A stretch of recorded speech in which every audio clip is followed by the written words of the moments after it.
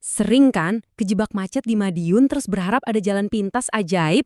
Nah, hari ini kita bakal bongkar sihir di balik aplikasi kayak Google Maps. Kita mau lihat gimana sih caranya teknologi bisa mecahin masalah macet yang kita hadapi sehari-hari.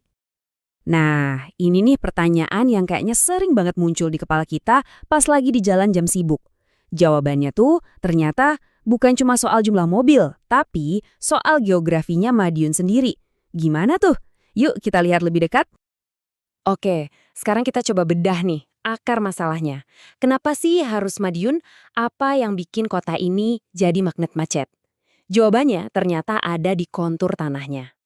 Coba deh bayangin, ternyata kondisi alam itu bisa nentuin nasib lalu lintas sebuah kota loh. Gara-gara Madiun itu letaknya di dataran rendah yang datar, jadi gampang banget buat bangun jalan dari mana-mana. Nah inilah yang secara alami bikin dia jadi kayak persimpangan raksasa. Dan ya, makin banyak jalan yang ketemu, ya makin padat arusnya kan? Dengan tantangan kayak gitu, kita kan butuh solusi yang cerdas ya.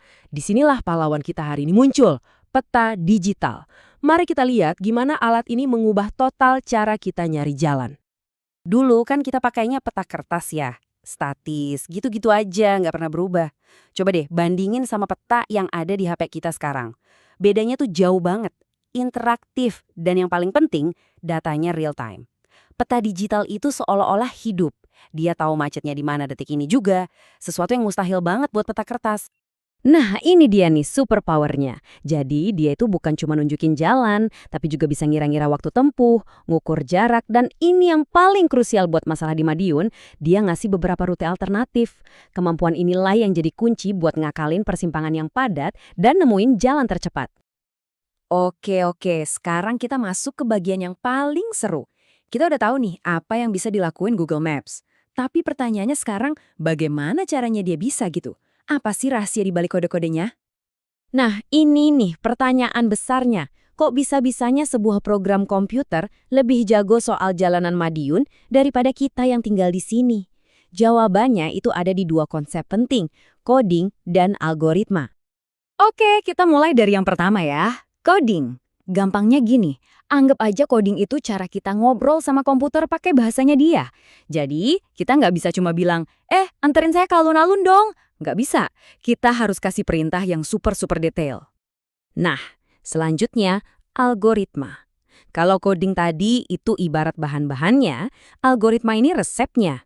Jadi ini adalah urutan langkah-langkah yang harus pas, harus presisi. Salah satu langkah aja, resepnya bisa gagal total. Nah, inilah intinya cara mikir sebuah program komputer. Kedengerannya mungkin ribet ya, tapi sebetulnya ini tuh logis banget kok. Biar gampang ngertinya, kita pakai perumpamaan sederhana aja ya. Coba deh, bayangin sejenak kamu itu sebuah robot. Kamu cuma bisa ngelakuin persis apa yang diperintahkan. Nggak lebih, nggak kurang. Dan Google Maps itu ibarat programmer yang ngasih perintah ke kamu. Nah, kira-kira beginilah kode buat si robot pergi ke alun-alun. Setiap baris ini perintah mutlak, mulai dari gerbang sekolah. Terus, maju 100 meter, belok kiri ke Jalan Pahlawan. Lanjut, maju 500 meter, belok kanan ke Jalan Cokro Aminoto. Terakhir, maju 200 meter, dan tujuan kamu ada di sebelah kiri. Ya, pada dasarnya, inilah cara Google Maps bekerja di belakang layar. Cuma skalanya jutaan kali lebih rumit aja. Dan poin paling krusialnya itu di sini. Coba bayangin kalau kita tukar aja langkah nomor 3 sama nomor 5. Robotnya pasti nyasar kan? Nah, di dunia coding dan algoritma, urutan itu segalanya. Presisi itu harga mati. Ini tuh nunjukin sesuatu yang keren banget loh. Aplikasi secanggih Google Maps yang bisa mecahin masalah macetnya Madiun, intinya ya dibangun dari logika sesederhana perintah buat robot tadi. Artinya apa?